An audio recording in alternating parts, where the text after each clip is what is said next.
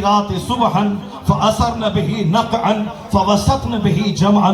یہ طبحن، یہ قدحن، یہ نقحن، یہ جو حسن ہے، جو اس میں ایک ہم آہنگی ہے، اس کو دیکھنے کے بعد ایسا لگتا ہے معانی کا تو خزانہ ہے.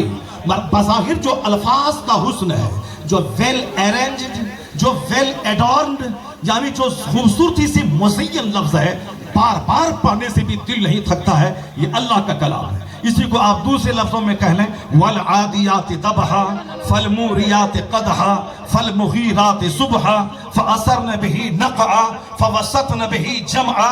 یعنی یہ جمعا، یہ ضبحا، یہ قدحا، یہ جو حسن ہے بظاہر لگتا ہے کہ شعر ہے، اور شعر نہیں ہے بلکہ کروڑوں اشعار کے مفہوم قربان ہے اس الفاظ کے حسن پہ، چونکہ یہ رحمان کا کلام ہے. یہی وجہ ہے کہ قیامت تک کا ایک چیلنج ہے.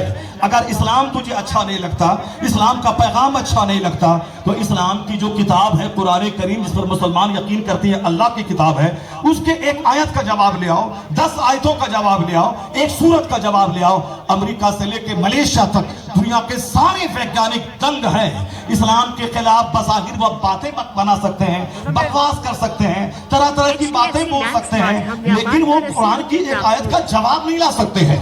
بلکہ ایک چیلنج ہے، ایک آیت کا جواب لے آؤ. اگر ہمت ہو کیسے لے پائیں گے؟ سارے انسان مل کر نہیں لا پائیں، سارے جنات بھی مل کے نہیں لا پائیں، چونکہ وہ خالق کا کلام ہے، مخلوق کا کلام نہیں ہے. یہ قرآن پاک کا اعجاز ہے. اب ذرا حدیث جو کہ قرآن پاک کی تشریح کا نام ہے، اس کی توضیح کا نام ہے. یہ حدیث مصطفیٰ کا کلام ہے، اللہ کے محبوب کا کلام ہے. اللہ لاجواب، اللہ کے محبوب لاجواب، محبوب کا کلام لاجواب. آپ نے قرآن تو سنا، اب ذرا حدیث کا حسن سنیے جو مصطفیٰ کی زبان سے جو کلام نکل رہا ہے. ایک مختصر، ایک جامع، حسن و جمال سے سجا ہوا کلام. ایک حدیث ہے لولا بہائم رتع، ذرا غور سے سنیے گا، لولا بہائم رتع وشیوخ رکع واطفال رتع لصب علیکم العذاب صبا ولرس رسا.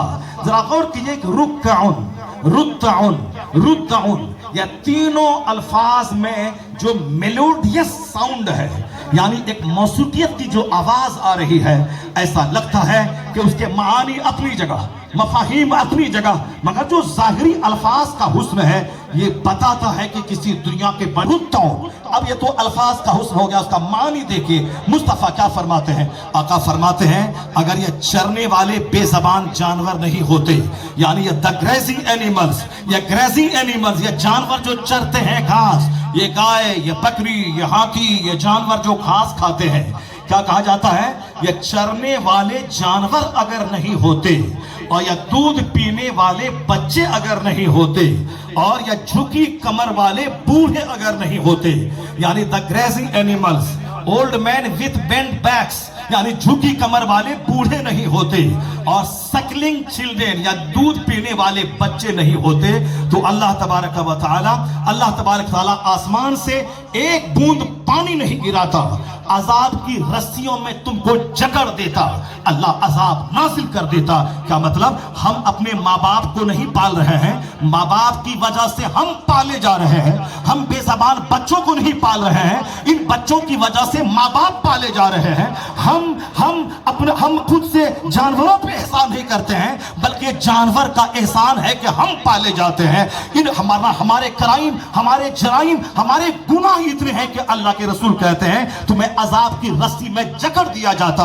وہ تو یہ بے زبان جانور کو گھاس کھلانا ہے، اللہ کو آسمان سے پانی برساتا ہے، اسی پانی کے صدقے میں گیہوں اور چاول پیدا ہو جاتا ہے اور تم کھاتے ہو. یہ بے زبان جانور، یہ بے زبان دودھ پیتے بچے، اور یہ بوڑھے کمر جھکی ہوئے بوڑھے، ان کی وجہ سے اللہ تمہیں روزی دیتا ہے. باتیں 1 کروڑ کی ہیں، مگر حسین الفاظ کے پیرائے میں جو مصطفیٰ نے پہنچا دیا اس کا کوئی جواب نہیں ہے. اس لیے ڈاکٹر ایچ مائیکل ہارٹ، امریکہ کا سب سے بڑا ودوان، انہوں نے پوری دنیا کے ودوانوں کی ایک کتاب لکھی، 100 آدمی کو چھانٹا. اس میں انہوں نے اسٹیٹمنٹ دیا، he was the only man in history who was supremely successful on both levels, religious and secular.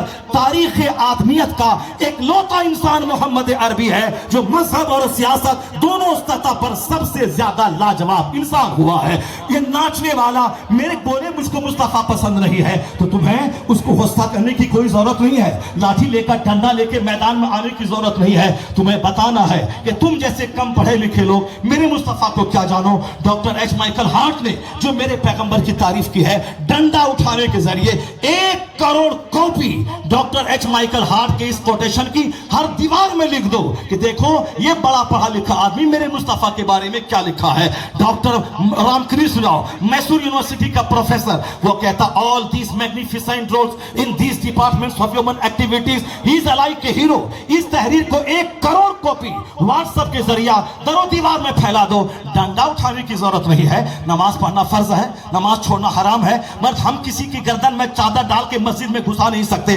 ہمارا کام صرف اتنا ہے، میں خدا کا کلام پہنچا دوں، میں مصطفیٰ کا کلام پہنچا دوں۔ جس طرح حضور پر فرض تھا اللہ کا کلام پڑھ دیں، اسی لاکھوں کروڑ میں سے 2-4 لوگ کھینچ کے آ جاتے تھے، وہی ہم پر بھی آج لازم ہے میں قرآن حدیث پڑھ کے سنا دوں، کسی کی گردن میں چادر لاٹھی نہیں ڈالوں۔ تو ہم صرف سمجھا دیں کہ لوگوں بدعنوانوں نے کیا کہا، بڑے بزرگوں نے کیا کہا، دنیا کے دانشوروں نے کیا کہا۔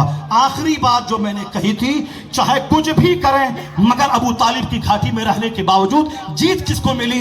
مدینہ ہجرت کر کے آئے، جیت کس کو ملی؟ 1400 سال کی تاریخ بتاتی ہے ناچنے والے مر گئے مگر نماز رہی، روزہ رہا، اذان رہی، حج رہا، زکوٰۃ رہی، اسلام رہا۔ اس بات کو گرہ باندھ لے، ہزار مخالفت ہو کوئی گل باقی رہے گا، نئے چمن رہ جائے گا، پر رسول اللہ کا دین ہے۔ سبحان اللہ، سبحان اللہ۔ آپ پر لازم ہے کہ اپنے نبی سے پیار کریں، نعرہ تکبیر، نعرہ رسالت ہے کہ اپنے مذہب کی رسی کو مضبوطی سے تھامے رکھیں۔ آپ کے رہنما جو کچھ کہتے ہیں اس پر عمل کریں۔ یہ دنیا مسافر خانہ ہے، چند دن رہنے کی جگہ ہے، اسی حیثیت سے اس کو لیں۔ اصل دائمی ٹھکانہ آخرت، اصل عزت وہاں کی، اصل راحت وہاں کی۔ ہمیشہ ہر موقع پر پڑھتے ہوئے، راجنیتی کرتے ہوئے، سیاست کرتے ہوئے، بزنس کرتے ہوئے، کھیتی باڑی کرتے ہوئے ہمیشہ اس کو پریورٹی دینا ہے۔ میں ایک مسافر خانے میں ہوں، دائمی ٹھکانہ آخرت ہے۔ اللہ تبارک و تعالی ہم کو، آپ کو، سبوں کو اپنے محبوب کی سچی غلامی کرنے کی توفیق عطا فرمائے۔ ماشاءاللہ، سبحان اللہ۔ سرکار اعظم کی تعلیمات پر عمل کرنے کی توفیق عطا فرمائے، آمین۔ وآخر دعوانا الحمدللہ۔ برگ حنا